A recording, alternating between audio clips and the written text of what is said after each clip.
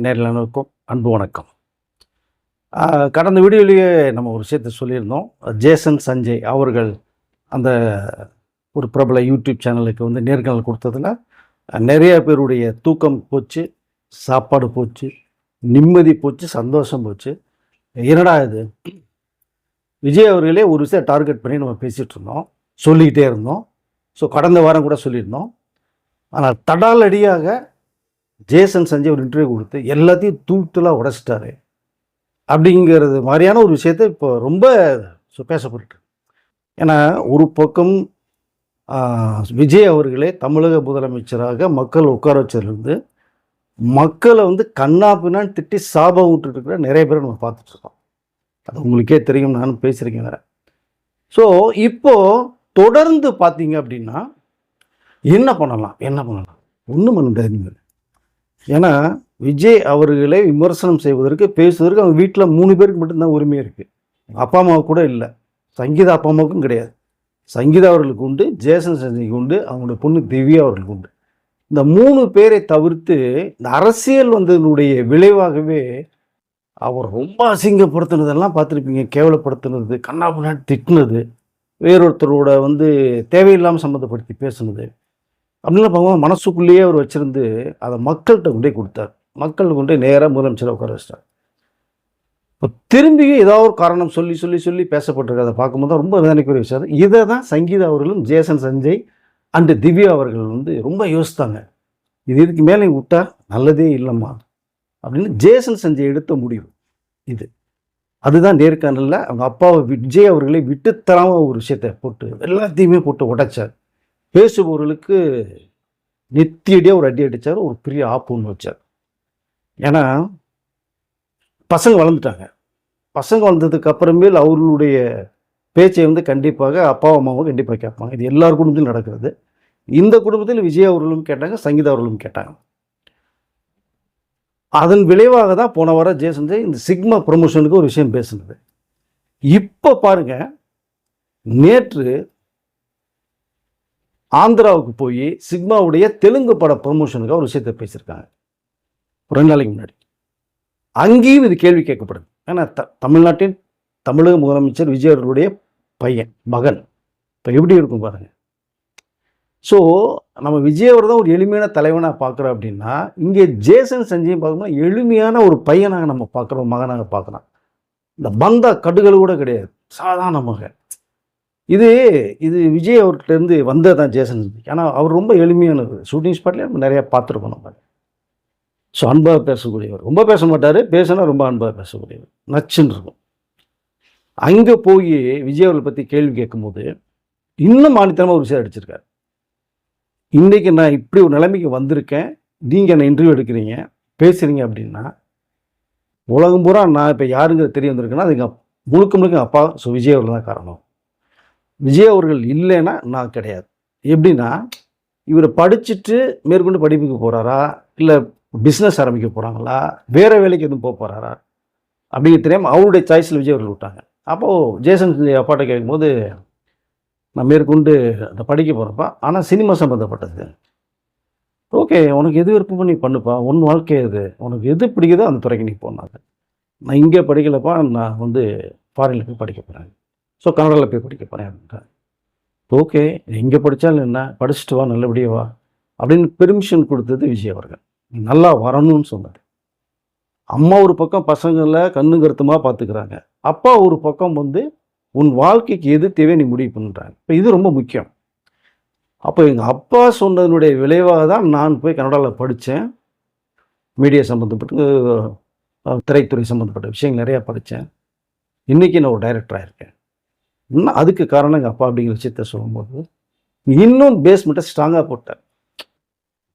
So இப்போது எல்லா பேருக்குமே என்ன இங்கே பேசுகிறது ஒரு பக்கம், ஆந்திராவிலே ஒரு பக்கம் பேசிட்டா. அப்படி இப்போ இடைத்தேர்தல் வரப்போகுது, ஊராட்சி தேர்தல் வரப்போகுது, இதெல்லாம் வச்சு செய்யலான்னு முடிவு பண்ணாங்க. அதுக்கு வாய்ப்பே கொடுக்கல இப்போ 2 பேருமே ஃபேமிலியே. ஏன்னா ஜேசி பேசுனதே சங்கீதாவினுடைய குரலாக தான் நான் சொன்னிருந்தேன். அதுதான் நடந்திருக்கு. முழுக்க சங்கீதா அவர்கள் அந்த டைவர்ஸ் வாபஸ் மனுவை திரும்ப பெற்றுக்கொண்டதுக்கு காரணமே பார்த்தீங்கன்னா பசங்க தான், பொண்ணு பயணம். நிறைய விஷயங்கள் எடுத்து பேசுகிற தகவல் வருது.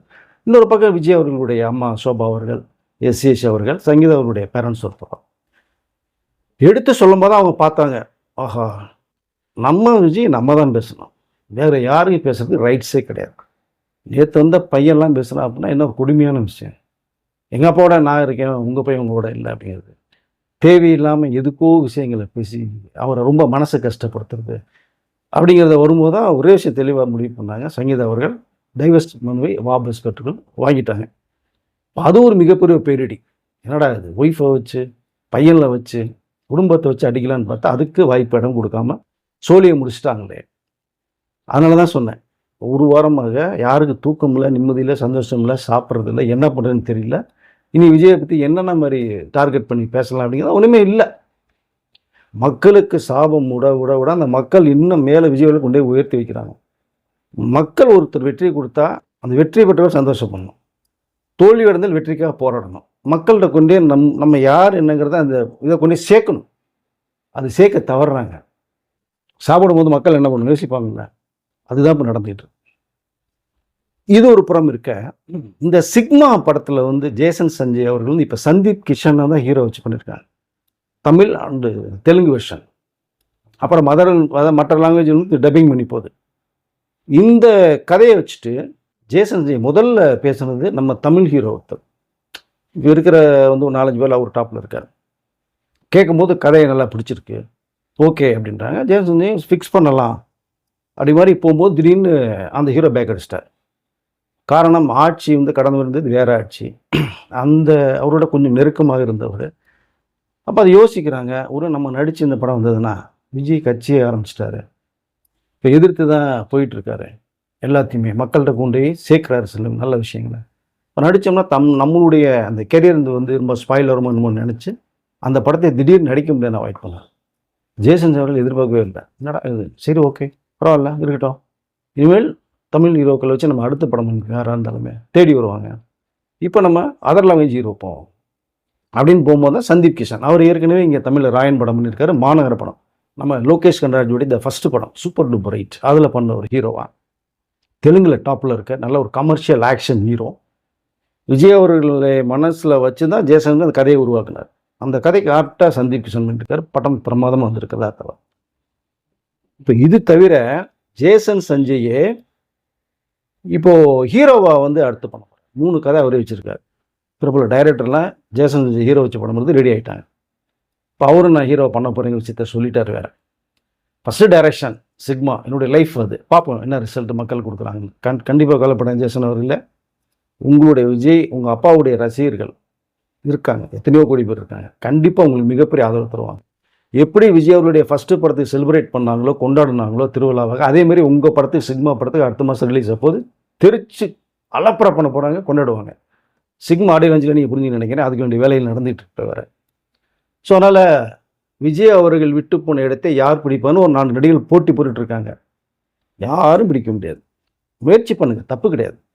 ஆனால் ஜேசன் சஞ்சய் அவர்கள் இப்போ ஹீரோ வர போகிறாங்க. இப்போ விஜயுடைய ஒட்டுமொத்த ரசிகர்கள் தங்களுடைய தளபதியாக கொண்டாடுறவர்கள், தலைவனாக கொண்டாடிட்டு இருக்கிறவங்க, அவருடைய மகன் வாரிசு தான் செலிப்ரேட் பண்ணுவாங்க, அந்த இடத்துல கொண்டு போய் உட்கார வச்சுருவாங்க. இப்போ இவருக்குன்னு ஒரு புது ரசிகர் பொதுமக்கள் உருவாகிறாங்க. இதை தவிர விஜயருடைய ரசிகர்கள், ஸோ நல விரும்பிகள் எல்லா பேரும் ஒட்டுமொத்தமாக ஜேசனுக்கு ஆதரவு கொடுக்குறாங்க. இப்போ அது வந்து மிகப்பெரிய எதிர்பார்ப்பாக இருக்குது. படம் நல்லா வந்துருக்குன்னு கேள்வி, அந்த படத்தை மிஸ் பண்ண ஹீரோப்பை இப்போ கொஞ்சம் ஃபீல் பண்ணுறதா ஒரு தகவல் வருது. ஆஹா நல்ல கதை, ஸோ நல்லா இருந்திருக்குமே பண்ணியிருந்தா அப்படின்னு. ஒன்றும் தப்பு இல்லை, அடுத்து டைரக்ட் பண்ணினா நீங்களே கண்டிப்பாக மீண்டும் ஒரு படம் பண்ணலாம். வாய்ப்புகள் வரும்போதே தக்க வச்சுக்கணும், யாராக இருந்தாலுமே. மிஸ் பண்ணாங்கன்னா திரும்பி கிடைக்கிறது கஷ்டம், அப்படி தான் நான் பார்க்குறேன். ஸோ இது ஒரு புறம். இப்போது லண்டன்லேருந்து திவ்யா அவர்கள் படிப்பை முடிச்சுட்டாங்க. இப்போது சங்கீதா அவர்கள் லண்டனில் இருக்காங்க. பாருங்கள், பொண்ணு படிப்புக்காக கூடவே இருந்து பார்த்துட்ருக்கேன். இப்போ ஜேசன் இங்கே வந்துட்டார் படிப்பை முடிச்சுட்டு, இப்போ சினிமாவில் பிஸியாக இருக்கார். பொண்ணு படிப்புக்காக லண்டனில் போயிருந்தாங்கிற விஷயம் இப்போ வெளில வருதா? இப்போ சின்ன சின்ன பிரச்சனை நடந்தது, எல்லாம் ஓகே, எல்லா குடும்பத்திலும் இருக்குது. அது 1 to 1 பேசும்போது சரியாயிடும். ஸோ முகத்துக்கு முகம் பார்க்கும்போது அந்த பழைய ஞாபகங்கள் வரும், நம்ம விரும்பி கல்யாணம் பண்ணிக்கிட்டவர் அப்படிங்கிற அந்த விஷயம்லாம் வரும்போது எல்லாமே சரியாயிடும்னு சொல்லியிருந்தேன். கிட்டத்தட்ட அது நடக்க போகுது. லண்டன்லேருந்து சங்கீதா அவர்கள் திவ்யா அவர்களை கூப்பிட்டு சென்னைக்கு வர போகிறாங்க. சென்னைக்கு வந்ததுக்கு பிறகு நீலாங்கரை வீட்டில் தான் ஒன்றா இருக்க போகிறாங்க. விஜய் அவர்கள், சங்கீதா அவர்கள், திவ்யா அவர்கள் அண்ட் ஜேசன் சஞ்சய் அவர்கள் 4 பேருமே ஒன்றா இருக்க போகிறாங்க. இதை விட ஒரு சிறப்பான விஷயம் என்ன நடக்க போகுது பாருங்கள். அப்போ எல்லாமே பழைய விஷயங்கள் மறந்து போயிடும். மறந்து போய் பழைய ஞாபகங்கள், நம்ம ஒருத்தரை பார்த்துட்டது, பேசுனது, லவ் பண்ணது, கல்யாணம் பண்ணது, பசங்க இருந்து பசங்களை வளர்த்தது, இவ்வளோ நிகழ்ச்சிகள் ஞாபகத்துக்கும். அப்போ அவர்கள் ஒன்று சேர்ந்து இருக்கும்போது அடுத்த நிகழ்ச்சிகளுக்கு ஒன்றா வந்தாங்கன்னா எப்படி இருக்கும்? ஏன்னா சிக்மா ஆடியோ வரப்போகுது. கண்டிப்பாக அந்த சங்கீதா அவர் கலந்துக்குவாங்க. பையனுடைய ஃபஸ்ட்டு இது. அவங்க சிஸ்டருக்கு அந்த வாய்ப்பு நிறைய இருக்குது. தமிழக முதலமைச்சர் விஜய் அவர்கள் இருக்காங்க. லைக்காவுடைய ஃபஸ்ட்டு படத்துக்கு தான் வாய்ப்பு கொடுத்தாங்க. அப்போ அவர்கள் வந்து சிறப்பு அழைப்பு வரும். கண்டிப்பாக இங்கே கலந்து வாய்ப்பு நிறைய இருக்கும்னு தான் நான் நினைக்கிறேன். அப்படி தான் தகவல் வருது. இதை தவிர ஆகஸ்ட் 15 இந்தியாவோட சுதந்திர தின நாள். அன்றைக்கி கோட்டையில் தமிழமைச்சர் விஜய் அவர்கள் வந்து தேசிய கொடியை ஏற்ற போகிறார். எவ்வளோ சிறப்பு விஷயம் பாருங்கள். ஸோ அப்போ வந்து அந்த மெரினா பீச் ரோடே பார்த்தீங்கன்னா பீச் ரோடே கோலாகலமாக இருக்கும். அந்த நிகழ்ச்சியை கொடியேற்றும் போது பார்க்குறது எவ்வளோ சிறப்பாக இருக்கும். சங்கீதா அவர்கள், பொண்ணு, பையன் அதெல்லாம். ஸோ அதற்கு ஒரு வாய்ப்பு இருக்கும் அப்படின்னு வந்து தகவல் வருது. பட் ஏன்னா டைம் டியூரேஷன் கம்மியாக இருக்குது. இப்போ இன்னும் ஒரு 5 நாள் தான் இருக்குது. எப்படின்னு தெரியல, பார்ப்போம். நாளைக்கு என்ன தகவல் தெரிஞ்சு ஒரு வீடியோவில் பேசுவோம். இது தவிர முக்கியமானது வரக்கூடிய ஆகஸ்ட் 25ஆம் தேதி விஜய் அவர்களும் சங்கீதா அவர்களும் திருமணமாகி 27 வருஷம். 27 திருமணம்னால அவங்க கொண்டாட போகிறாங்க. ஸோ குடும்பத்தோடு அப்படிங்கிற அப்படி ஒரு தகவலும் நமக்கு வருது. இது தமிழக மக்களும் விஜய் அவர்களுடைய நலம் விரும்பிகளும் ரசிகர்களும் மிகுந்த அவருடைய எதிர்பார்த்துட்டு இருக்காங்க. தயவுசெய்து ஒரு வீடியோ எடுத்து செலிப்ரேட் பண்ணி வெளில விடுங்க. எப்படி இருங்க? உங்களை எதிர்த்து பேசின அரசியல் கட்சி எல்லா பேருமே வாயடிச்சு போயிடுவாங்க. ஒரே ஒரு விஷயம் தான் டார்கெட் பண்ணாங்க. அதுக்கு முற்றுப்புள்ளி வச்சுட்டாங்க சங்கீதா அவர்கள், ஜேசன், சஞ்சய் அவர்களும். ஸோ நீங்கள் ஒன்றா இருக்க மாதிரி விட்டீங்க அப்படின்னா சொல்லி முடிஞ்சு. அடுத்து பேசுறதுக்கு ஒன்றுமே கிடைக்காது. மக்கள் கொண்டாடுவாங்க. இடைத்தேர்தல் வரப்போகுது. அடித்து இறங்கி பிரச்சாரம் பண்ணுங்க. ஊராட்சி வரப்போகுது. மிகப்பெரிய வெற்றியை மக்கள் தரதுக்கு தயாராக இருக்காங்க. அதனால் ஸோ ஒரு நல்ல செய்தியை வந்து ஜேசன், சஞ்சய் அவர்கள் ஆரம்பித்து வச்சாங்க. அதன் விளைவாக சங்கீதா அவர்கள் விவாகரத்து மொழியை வாபஸ் வாங்கினாங்க. பொண்ணும் சங்கீதா இப்போ இங்கே வரப்போகிறாங்க. சிக்மா படம் பெற்றோர்களை சேர்த்து வச்ச பெருமை ஜேசன், சஞ்சய்க்கு தான் சேரும்னு நான் நினைக்கிறேன். பேர் சொல்ல ஒரு பிள்ளை. ஏன்னா பசங்க தலை எடுக்கும்போது பிரச்சனைகள் நடந்ததுன்னா அதை பேசி முடிவு பண்ணுறது அவர்களாக தான் இருப்பாங்க. வேறு யாரும் சொன்னால் கூட கேட்குறதுக்கு வாய்ப்பு கிடையாது. அவங்க அப்பா அம்மா, இவங்க அப்பா அம்மா வாய்ப்பே இல்லை. பசங்க சொல்லும்போது கண்டிப்பாக வந்து அம்மாவும் அப்பாவும் கேட்குறதுக்கு வாய்ப்புகள் நிறையா இருக்குது. நிறைய குடும்பத்தில் நடந்திருக்கு. நீங்களே பார்த்துருப்பீங்க. நானும் நிறைய பார்த்துருக்கேன். ஸோ இந்த பெருமை மகன் ஜேசன் சஞ்சய்க்கும் பொண்ணு திவ்யாவுக்கும் கண்டிப்பாக மிகப்பெரிய ஒரு கடவுள் ஆசீர்வாதம் தான் நான் நினைக்கிறேன். நான் இதை நான் மிகப்பெரிய ஒரு பிரச்சனைக்கு முற்றுப்புள்ளி வச்சுருக்கீங்க நீ 2 பேரும் சேர்ந்து, அப்பா அம்மாவுக்கு, மற்றவர்களுக்கு. ஸோ ஒரு நல்ல செய்தியை கொடுத்துருக்காங்க. பார்க்கலாம். சிக்மா படத்தினுடைய மிகப்பெரிய வெற்றியை ரசிகர்கள் தருவாங்க. ஸோ அவர் மீண்டும் டைரக்ஷன் ஹீரோவை போகிறாரு. இதற்கிடையில் பார்த்தீங்கன்னா ஸோ இப்போ சமீபத்தில் பார்த்தீங்க அப்படின்னா இயக்குனர் சங்கர் அவர்களும் ஜேசன், சஞ்சய் அவர்களும் ஒரு சந்தித்த ஒரு விஷயம் வேறு இருக்குது. ரொம்ப ஹாப்பியாக கட்டி பிடிச்சி பேசியிருக்காங்க. ஸோ ஏன்னா அவருடைய டைரக்ஷனில் ஜேசன், சஞ்சயும் சங்கர் பொண்ணு நடிக்க வேண்டிய ஒரு படம், ஒரு ப்ராசஸ் வந்து மிஸ் ஆகிடுச்சு. இப்போது சங்கருடைய இயக்கத்தில் ஜேசன் நடித்தால் ஆச்சரியப்படுறதுக்குல. ஏன்னா அவங்க அப்பா வந்து நண்பன் ஒரு படம் பண்ணியிருக்காங்க சங்கர் இயக்கத்தில்.